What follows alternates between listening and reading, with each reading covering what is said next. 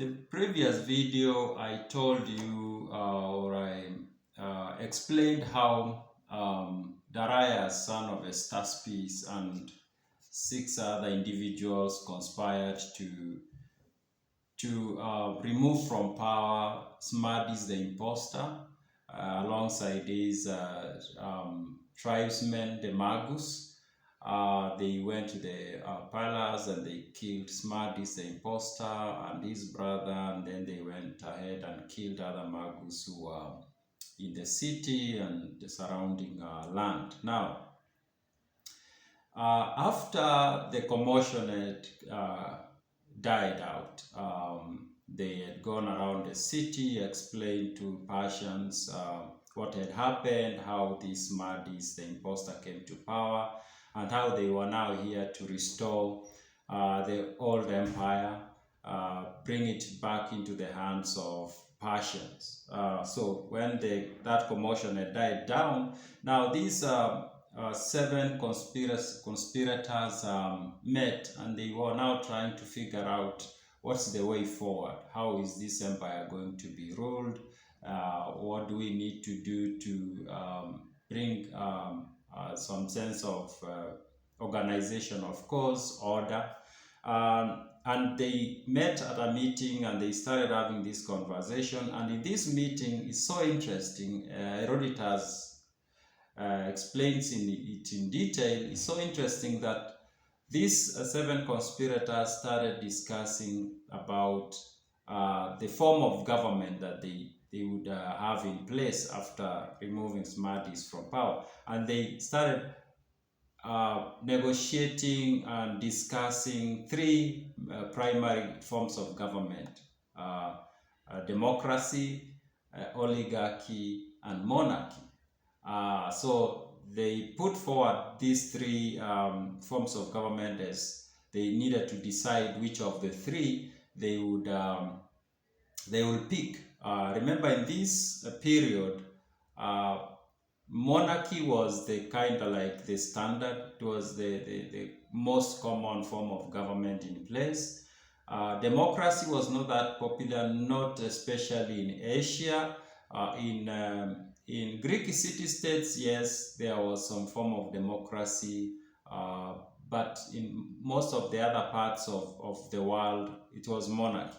So now, the person who was for democracy is Otanes. Remember, Otanes is the person who first became suspicious of Smerdis the imposter, and is the one who went ahead and investigated. He reached out to his daughter, who was married to Gobryas and was now wife to Smerdis the imposter, and he asked her to help him figure out whether this was the real Smerdis or somebody else, and he was successful in getting some information, and then he passed on this information to these other conspirators. Now, Otanes was for democracy. He did not like monarchy. He did not like oligarchy. I'm going to read his argument for democracy, and it fits so well with the current world we live in. It's an argument that is made today for democracy. This is what Otanes said when he was the first one to speak and to propose a form of government that they should adopt for Persia. And this is what he said: "To me, it seems advisable that we should no longer have a single man to rule over us. The rule of one man is neither good nor pleasant. You cannot have forgotten to what lengths Cambyses went in his haughty tyranny, and the haughtiness of the Magi you have yourself experienced." So he's right away saying having one person at the top with all power is problematic. Such a person can easily go overboard, and there is no way to put them in check. And he goes on to say, how indeed is it possible that the monarchy should be a well-adjusted thing when it allows man to do as he likes without being answerable? Such license is enough to stir strange and unwanted thoughts in the heart of the worthiest of men. So he says, even if we pick the best, a man of integrity, whatever, when you give them such powers, it's so easily for them to be tempted to to do things that they shouldn't. Give a person this power, he goes ahead, and straight away his manifold good things puff him up with pride. While envy is so natural to humankind that it cannot but arise in him. But pride and envy together include all wickedness, both of them leading on to deeds of savage violence. True it is that kings possessing as they do all that heart can desire ought to be void of envy, but contrary to virtues among their subjects, contrary is seen in their conducts toward the citizens. I'll repeat that sentence.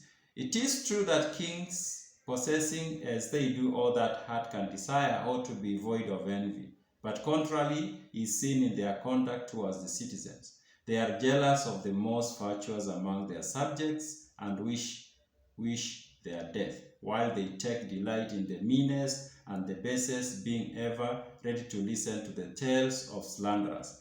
So he says another problem with having an individual having all the power is that this person is not, even if we pick the best of men or women, that person is still a human being, and they have these emotions, feelings, and they become victims of those emotions, and then before you know it, they don't like the smartest people in society. They will kill them because now they see them as competitors, and they also become easily misled by those who have bad intentions. A king, besides, is beyond all other men inconsistent with himself. Pay him court in moderation, and he is angry because you do not show him more profound respect. Show him profound respect, and he is offended again because, as he says, you fawn on him. So, meeting the needs of that person can be very difficult. And they can take anything to be offensive to them. You treat them so nice, they think there's something you are planning. You don't treat them so nice, they are offended. So, but the worst of all is that he sets aside the laws of the land, put men to death without trial, and subjects women to violence. The rule of the many, on the other hand, now is making a case for democracy, has in the first place the fairest of names, to wit, isonomy. And further, it is free from all those outrages which a king is wont to commit. There, places are given by lot, the magistrate is answerable for what he does, and the measures rest with the commonalty. I vote, therefore, that we do away with the monarchy and raise the people to power, for the people are all in all. So he puts forward a strong case for democracy, hoping that the other 6 conspirators would agree with him, and they will get rid of monarchy. He points out to them that Cambyses did a lot of bad things because he was a king with all the powers, and then the Smerdis, the imposter, came along and did terrible things. And he tells them these things cannot happen if the power rests with the people. So he puts across his suggestion. He says we need democracy. Now, Megabyzus, one of the others, spoke next. He didn't like democracy, or he didn't think democracy was viable. So he put across his own suggestions. And for him, he thought oligarchy was like the perfect way to go. So he tells the meeting, you know that Otanes has said to persuade you to put down monarchy. I fully concur. But his recommendation that we should call the people to power seemed to me not to be the best advice. For there is nothing so void of understanding, nothing so full of wantonness as the unwieldy rabble. He's basically saying, yes, having one person there is problematic, But replacing that one person with the crowd, with the mob, is even worse, because the mob lacks knowledge, lacks understanding, is very we can't have order in that mob. So he sees that as a problem. It were folly not to be born for men while seeking to escape the wantonness of a tyrant, to give themselves up to the wantonness of a rude and bridled mob. The tyrant, in all he's doing, at least knows what he is about. But a mob is altogether devoid of knowledge, for how should there be any knowledge in a rabble, untaught and with no natural sense of what is right and fit?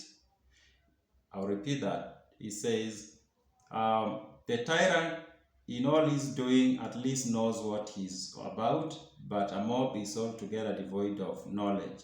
For how should there be any knowledge in a rabble, untaught and with no natural sense of what is right and fit? So he says the mob cannot work. It rushes widely into the state affairs with all the fury of stream of swollen in the winter and confuses everything. Let the enemies of the Persians be ruled by democracies, but let us choose out from the citizens a certain number of the worthiest and put the government into their hands. Thus both we ourselves shall be among the governors, and power be entrusted to the best men. It is likely that the best counsel will prevail in the state. So he says, instead of just saying, let's give power to the masses, let's pick a few people from the public and let them form the government, and then let them rule on behalf of the rest. He sees that as a more orderly, more organized way of planning government than just saying you let the masses become the ones who rule, because he says the masses are not knowledgeable.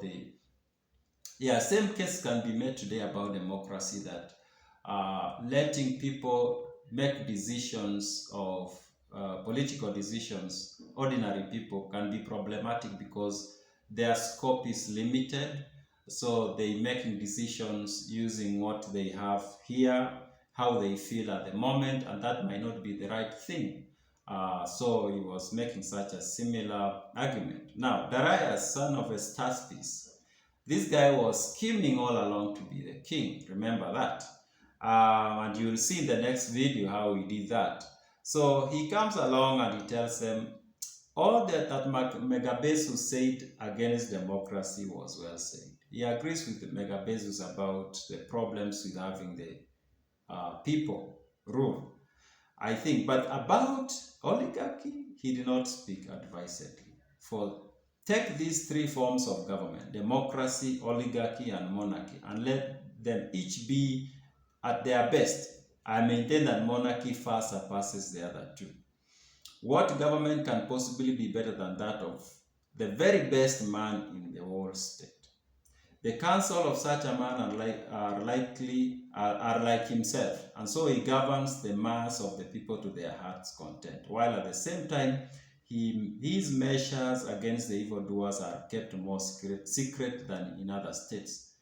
Contrariwise, in oligarchy, where men vie with each other in the service of the commonwealth, fierce enmities are apt to arise between man and man, each wishing to be the leader and to carry his own measures. Whence violence quarrels come, which lead to an open strife, often ending in bloodshed, then monarchy is sure to follow. So he says, if we decide to go with oligarchy, there will be competition between the people, the group of people chosen to rule, because each might have their own ambitions, and that can lead to fights, violence, and then bloodshed, and then at the end of it, one of them will rise to be the king. So you just, by choosing to go the oligarchy way, is just delaying the king coming along. The king will eventually come, which is kind of true. If you look in history, we've had countries that start with democracy, and then before you know it, we have somebody in power for 40, 50 years. It's happening today. Then monarchy is sure to follow. This shows how far that rule surpasses or the other. Again, in democracy is possible, but there will be malpractices. These malpractices, however, do not lead to enmities like in the oligarchy, but to close friendships which are formed among those engaged them, who must hold well together to carry on their felonities. And so things go on until a man stands forth as a champion of commonality and puts down the evildoers. So he makes another case against democracy. The previous one was more about oligarchy. He says in democracies, it's not really the enmities that come up, but people form friendships and then they control power in some way, and then evil people get the opportunity to coalesce and control power, and then they use it for evil. We can say that about democracy even today, that in many democracies, it has been the case that there are few families, few people who have found a way to form coalition and cartel kind of, and then they manage everything, and then there are these elections held, but they are just like formalities, just for show, really, but the power has always been with the same kind of people. So he's kind of making that. So his point is not completely not valid, it's valid. Last, to sum up, all in the world, once I asked, what was it that we got the freedom which we enjoy? Did democracy give it us, or oligarchy or monarchy? No, he asks them. We as Persians have been free. Of course, being free is relative. Is it democracy that gave us that freedom, or is it monarchy? As a single man recovered our freedom for us, my sentence is that we keep the rule of one. Even apart from this, we ought not to change the laws of our forefathers when they work fairly, for to do so is not well. So, Darius makes a case for monarchy. He tells them how oligarchy ends up with fights, and then in the end of it, one of those will emerge as a king. He tells them the problem with democracy is that people will form cartels that in the end will control power, and then they will use that for evil, and it will take one man to rise up and end that evil doing going on. So Darius managed to persuade the majority of the conspirators. Intaphernes, Gobryas, Megabyzus, Aspathines, Hydarnes. They agreed with him. They are like, okay, we think monarchy is better. But Otanes did not change his position. He still stood with his idea that democracy was good for Persia. Now, but he told them this: I recognize that you are the majority. You people have decided we are going to have a monarchy. And then he said the following: now, as I have neither a mind to rule nor to be ruled, I should not enter the list with you in this matter. Like, I'm not going to front myself as one of those who want to be the king. I will withdraw. However, on one condition: none of you should claim to exercise rule over me or my seed forever. So he told them, you've won, you are the majority. Okay, it's going to be monarchy. And I don't want, because he knew the king was going to come from the 7 of them. He said, I'm not interested. I don't want to rule, and I don't want to be ruled. So I remove myself from that contest. But on one condition: you people should, whoever is going to be selected to be the king, should not rule over me and my family. Herodotus tells us that many generations later, when he went to Persia, the family of Otanes, the descendants of Otanes, were not under the king. Darius, when he became king, he made sure that became the rule, like the law, that the family of Otanes were outside. The king could not order them or do anything to them, but they would follow the general rules and laws of the land, but they were not to be directed by the king. And also these 6 also agreed to give him presents every year, clothes and other things that Persians valued then. So they started giving those to him, and in the next video, I'll tell you how Darius now became the king.